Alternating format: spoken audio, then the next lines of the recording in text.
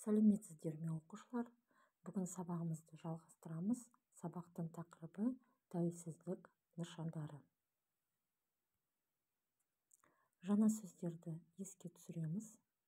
Тәуелсіздік нышаны, бейнеленген, қанатты тұлпар, қыран, оқ, жол сілтеу, келешек, құрмет, ұлықтау рәсімі. Оқушылар, жаңа сөздерді сөздікке жазып аламыз. Ал енді оқушылар 26-шы беттегі екінші тапсырмаға назар аударыңдар. Сурет бойынша сұрақтарға ауызша жауап беруге тырысыңдар.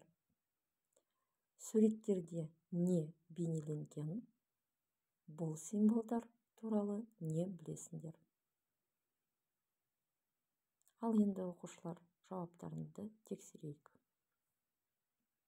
Әрине, суретте Қазақстан Республикасының мемлекеттік туы бейнеленген. Тудың авторы Шакен Ниязбеков. Қазақстан Республикасының туында күн сәулесі бейнеленген. Жер жүзіне нұрын шашқан күн сәулесінің астында қияға қанат қаққан қыран салынған. Ол тыныштық пен баянды өмірдің белгісі. Ал ою-өрнек тудың қай елдікі екенін білдіреді. Оқушылар, мәтінді өз бетінше тағы бір рет оқып, аудармасына назар аударыңдар. Ребят, еще раз прочитайте текст самостоятельно. Обратите внимание на перевод. Қазақстан Республикасының мемлекеттік елтаңбасы. Авторлары Жандарбек Малибеков, Шотаман Уәлиханов. Елтаңбада көгілдір түстің үстінде шаңырақ бейнеленген. Одан жан-жаққа күн сәулесі тәрізді уықтар тарайды. Шаңырақ пен уықтар біздің отанымызда тыныштықта жарасымды өмір сүріп жатқан халықтардың достығын көрсетеді. Елтаңбаның бір бөлігінде ертедегі қанатты тұлпар бейнеленген. Елтаңбаның жоғары жағындағы бес бұрыш бақытты өмірге жол сілтейтін жарық жұлдыздың белгісі. Төменгі жағындағы Қазақстан деген жазуы республиканың атын көрсетеді. Масақ отанымыздың байлығын білдіреді. Мәтінді оқушылар тағы бір рет оқып, аудармасына назар аударыңдар. Ребята, еще раз самостоятельно прочитайте текст, обратите внимание на перевод.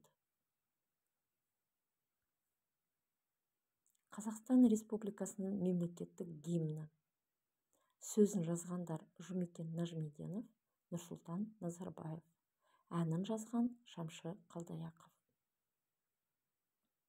Әнұран мемлекеттің салтанатты әні. Оның сөздерінде халықтың мыңдаған жылғы тарихы, бүгінгі өмірі мен келешек арманы айтылған. Әнұранды қолын жүректің тұсына қойып тұрып айтады. Бұл өз мемлекетіне деген құрметті көрсетеді. Ал енді тағы да оқушылар бір рет өз бетінше оқып, аудармасына назар аударыңдар. Еще раз, ребята, самостоятельно прочитайте текст и обратите внимание на перевод. Ал енді оқушылар алған ақпарат бойынша тест тапсырмасын өз бетінше орындаңдар. Ребята, выполните тестовое задание по полученному информации. Жақсы. Сабақ аяқталды, сау болыңдар.